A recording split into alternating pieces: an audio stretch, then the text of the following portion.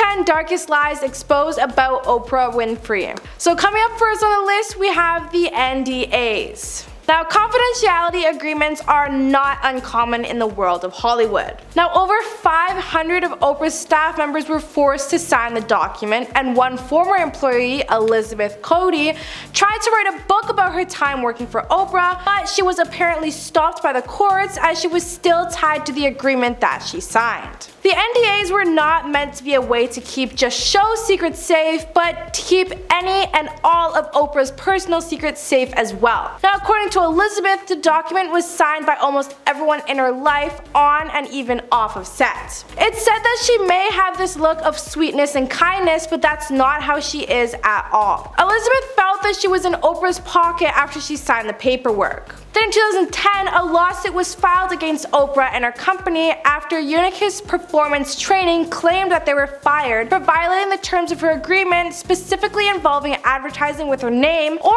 the website of the show. Now up next, we have her stepmom exposing her. Now on air, Oprah is portrayed as a wholesome, sweet lady, but according to her stepmom, there is an unknown side to Oprah, hidden from fans for years. Now according to Barbara, who is her stepmom, Oprah may be one of the most controlling people you will ever meet in your entire life. She claims that Oprah would not allow them to stay at her house when they tried to visit, forcing them to stay in hotels with money out of their own pocket. Barbara also said that Oprah was quick to anger when it came to her staff, with several people being fired and left and right over the years, but couldn't come out about the situation because of the NDAs. But that's not all. Despite being a billionaire, Barbara allows Oprah to stay at her house for visits, something that Oprah actually hated. The first time she stayed over, Oprah allegedly complained that her bed sheets were not 1,000 threads and that her bath towels were not big enough. This woman has billions of dollars to do anything she wants, and what she wants is to make her family feel like a burden. Next up on the list, we have the supplement overload controversy.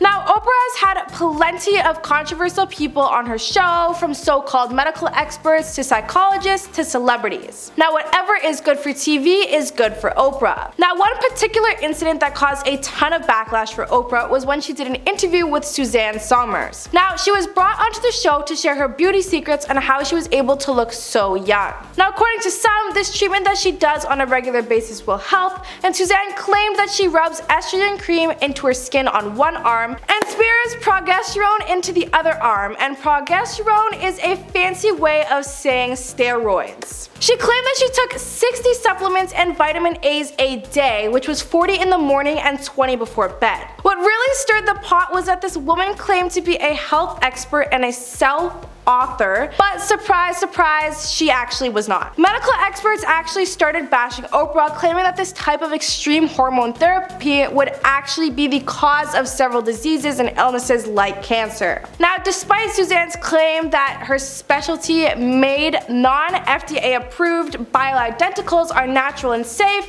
they are actually just synthetic, conventional hormones that you can buy from a pharmacy. Now, Oprah did everything in her power to sell this idea to her audience, believing 100% that the methods were useful, even claiming that she had used the methods herself that made her feel so incredible. So this lady would rather risk her audience getting cancer than just telling the truth. Up next, we have her billionaire advocacy.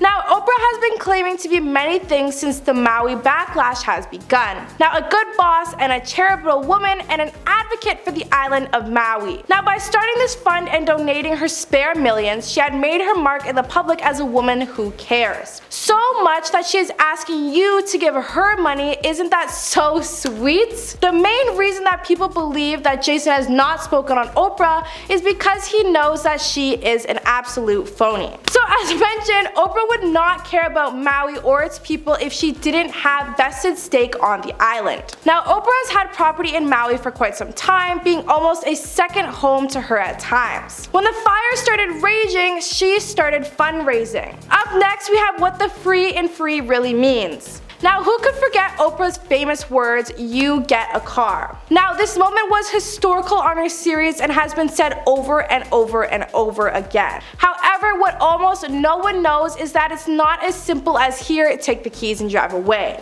Now, when someone gives out anything on television, there is always a catch. Now for Oprah's audience, the catch was that if they actually wanted to drive away in their brand new car, they would actually have to pay over $7,000 in taxes first. Now while Oprah's studio would cover the sales tax and registration for each car, the audience members were given a choice to either pay $7 grand and take the car, or simply just take the cash instead. Now the infamous moment on the show featured 11 real teachers who were, according to Oprah, in desperate need of a new car. They, along with the audience, received keys in a box on camera that Oprah claimed to be their new car. Now everything has a catch, even now. Now for someone who is known for being charitable and generous, the word free clearly meant something different to Oprah. Now up next on the list we have Stand Up Cindy. Now Cindy Crawford, who is a model and actress, has called Oprah out over their 1986 interview that took place on her show, where Oprah asked the then 20-year-old to expose herself to the crowd. Now Crawford reflected on the interview in a new documentary called The Supermodels. The documentary focuses on the careers of several models like Linda Everlist and, of course, Cindy Crawford. Now in a clip from the documentary, Winfrey is heard introducing the then aspiring supermodel to the Oprah Winfrey show before she asks, "Did she always have this body? This is unbelievable, stand up." She actually made her stand up, and then she said, "This is what I call a body." Now Cindy, as anyone else would be, was visibly uncomfortable and was standing up for the studio audience as they cheered when they showed off her figure. Now according to Cindy, she felt like a child at the moment being told what to do by her superior. Now she felt that at the moment, she was more of a show us why you're worthy of being here. Now at the time, this was just some weird thing Oprah asked her to do, but it morphed and mutated into one of the most uncomfortable moments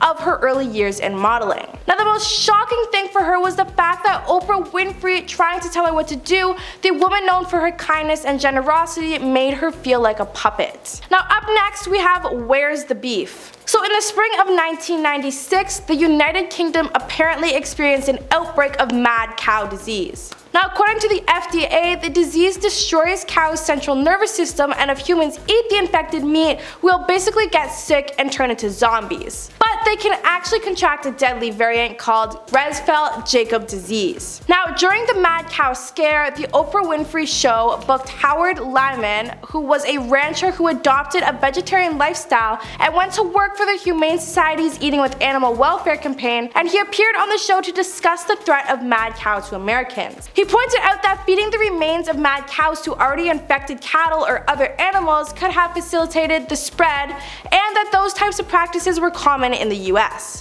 Now Oprah was visibly disgusted and right then and there vowed that she would never eat a burger again. Now her influence and her millions of viewers were so large that only a few hours after the episode aired and she declared she'd never eat a hamburger again, the price of beef stock plummeted, staying at an all-time low for over 2 months. One Texas rancher actually lost an estimated $6.7 million and organized a class action lawsuit against Oprah and her show for talking trash about American beef.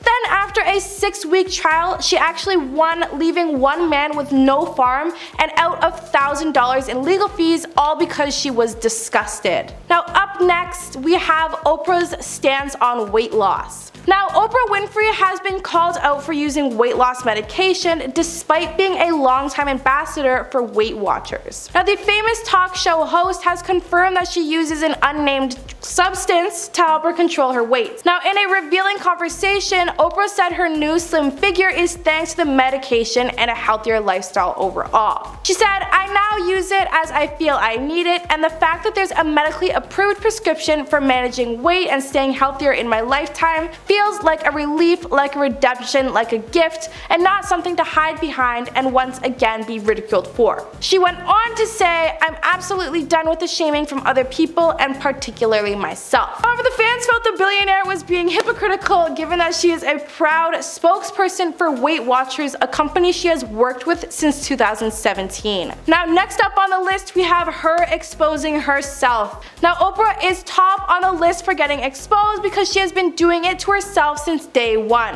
Now her talk show is all about bringing the most vulnerable people onto the show to get views. She's brought violence victims, health experts, and fake psychologists and convicted felons onto her programs, all for the sake of profit. As the years went by, her style was adapted by more and more studios, creating shows like Dr. Phil and Dr. Oz, both equally as controversial. Now, not to mention a few years ago when she wrote a book detailing her early life and rise to the top, revealing some truly dark truths about her life at home. Now, she herself was considered to be a menace by her own family, but it seems to be whatever negative juju lived in the house rubbed off on Oprah 100%. Now, last on the list we have Seal and Hank. This man may be known for his vocal chops, but he should be known for his meme-making abilities. Now, just days after the Golden Globes, Seal posted a meme on Instagram consisting of several photos of Oprah Winfrey cozying up with a man whose name I am not allowed to say on the internet because he is so horrendous. Now, he is the guy who produced half of Quentin Tarantino's movies,